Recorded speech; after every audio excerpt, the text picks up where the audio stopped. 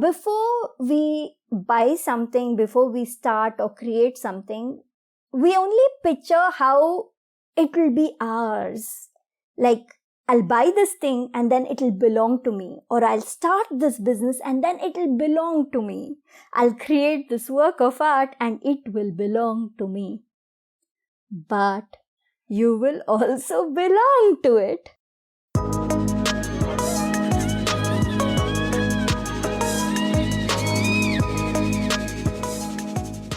Hello. Welcome back to the Feel Good Factor. I'm Susmita Veganosaurus and I'm so glad you could join me here today.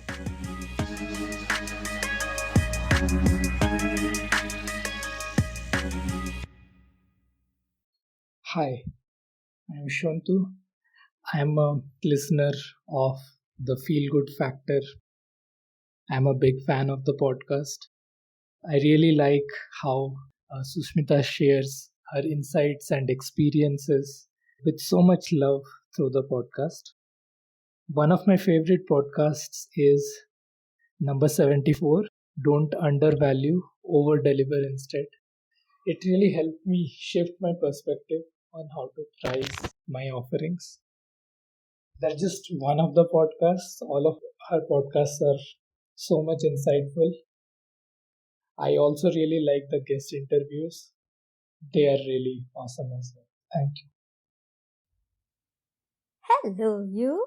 If you want to tell me about your favorite episode of the Feel Good Factor podcast, then leave me a voice message. Go to speakpipe.com/veganosaurus. The link is in the show notes. And drop me a message about your favorite episode or the best takeaway you've had on this podcast. Let the message be 60 seconds or less. And then watch out to listen to your message on one of the following episodes of the Feel Good Factor.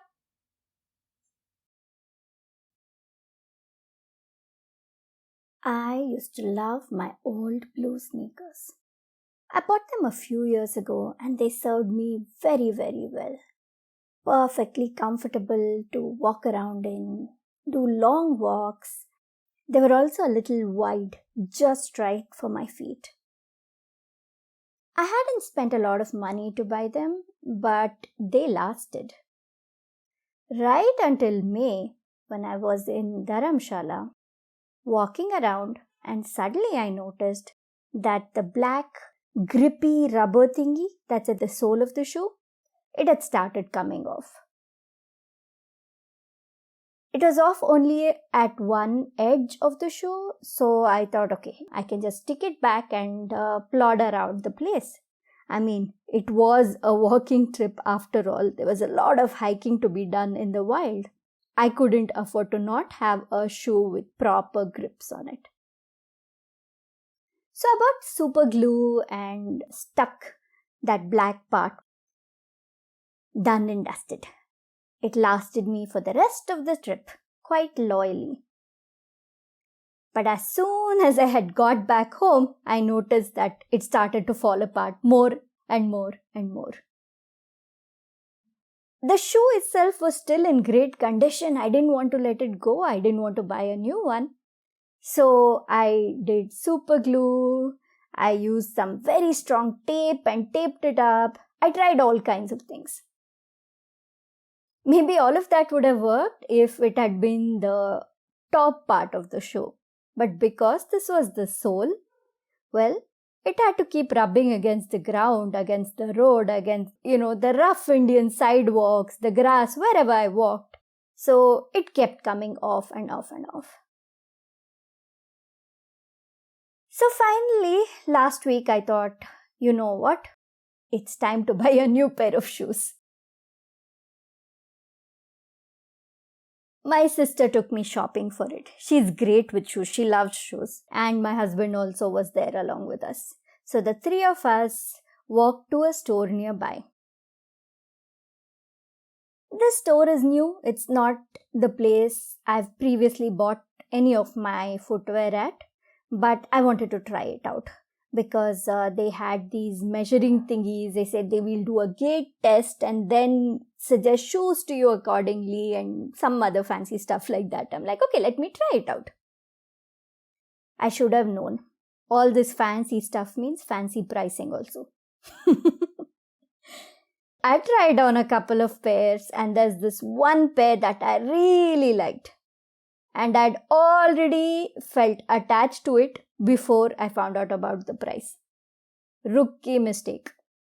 So I thought 100 times. I'm like, okay, is it really worth spending so much on a pair of shoes? I discussed with my husband and my sister also, and they gave me their points of view. Ultimately, we all decided that, I don't buy shoes all the time. This purchase happens once in several years, and I walk a lot. I enjoy walking, so I will put them to good use. They won't be lying anywhere. So I splurged and bought this expensive pair of shoes. Well, expensive by my standards. It's after that the problem started. The shoes didn't give me any problem. They are awesome. Oh, it's heavenly to wear them and walk around. It feels so good on the feet. The grip is great. The curve is great. And I'm thinking because it's an expensive product, it's also going to last for quite some time through lots of rough terrain. So the problem wasn't with the shoes. The problem was, where would I leave the shoes? Here's the thing that happens. You invest in something expensive, then you're going to be worried about it. Normally, I just leave my shoes outside our house. There's a little stand that I've kept, a wooden stand, and I just place the shoes, my slippers, whatever there, and I don't even bother about it. But that wouldn't work for these shoes, would it? What if somebody walked into the apartment and just swiped the shoes away? So I had to figure out a place to store them inside the house. I don't like bringing shoes inside the house, but I compromised. I figured out a little place for it just inside the main door in a closed box, so we're not looking at the shoes when we're inside the house. Then the next problem. In India, wherever we go, when we go to people's houses or many other locations also, we leave the shoes outside. We don't drag all the dirt and crap on the shoes into the house. So I started obsessing over my shoes like I've never done before. Earlier, whenever I'd go to a friend's house, even if their house was outside, not even in an apartment, I'd happily leave my shoes or slippers outside and walk in. But now the brain goes, "Ooh, will you wear your shoes to their house because you have to leave it outside? Are you comfortable leaving it outside? If not, you'll have to ask them and request and place it inside the house. Do you want to put them in that awkward position?" And so on and on and on. The stream of thoughts went. I'm unnecessarily using my brain power and focusing on something I should not be focused on. Shoes! I'm supposed to not think about them the moment I've worn them. I'm supposed to be able to walk anywhere in them, then leave them anyway, walk away, come back, wear them without giving them another thought. But here they were, occupying my brain.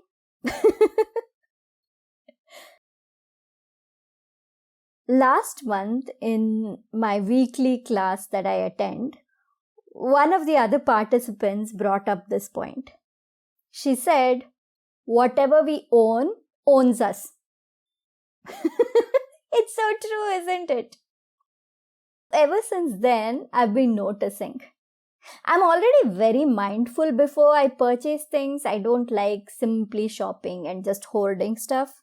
When I do, I don't mind spending.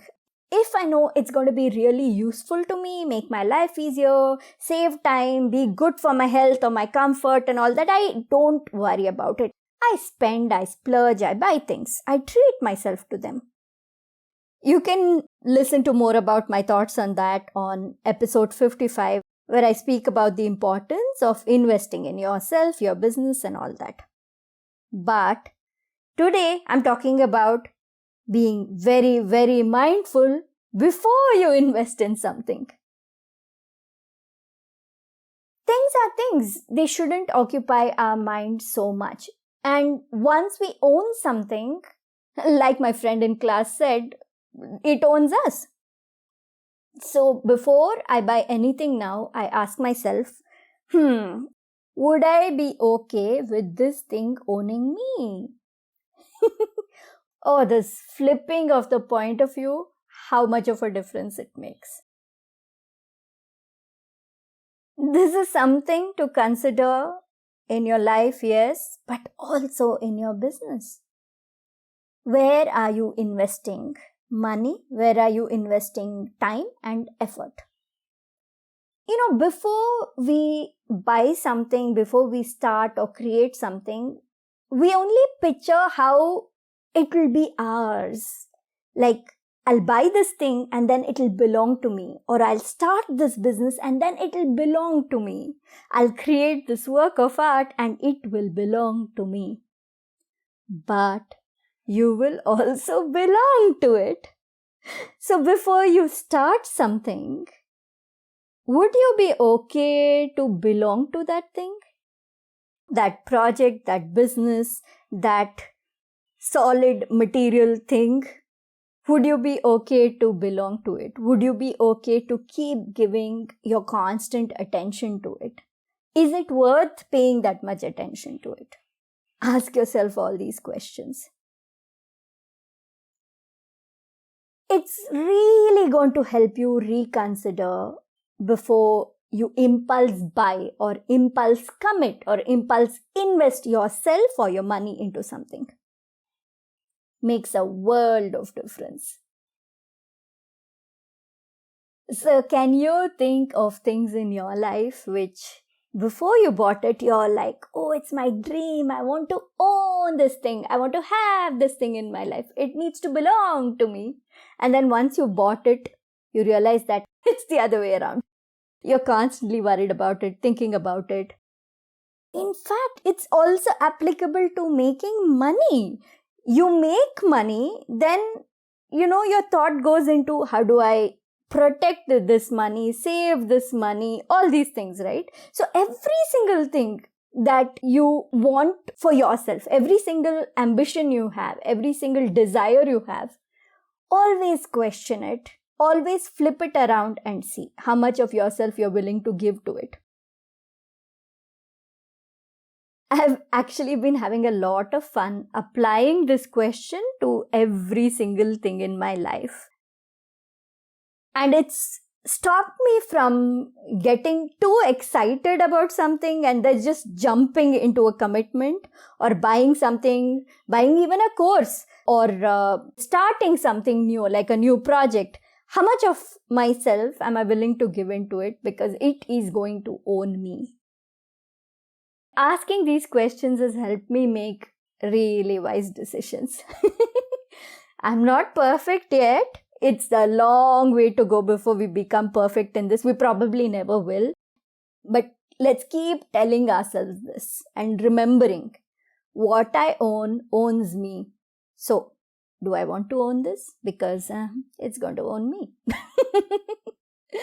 All right, I hope I gave you a different perspective today, something to contemplate about.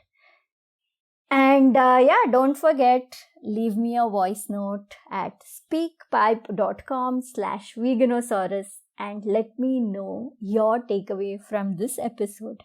I'm waiting to hear back from you. Take care. Talk to you again next week. Bye.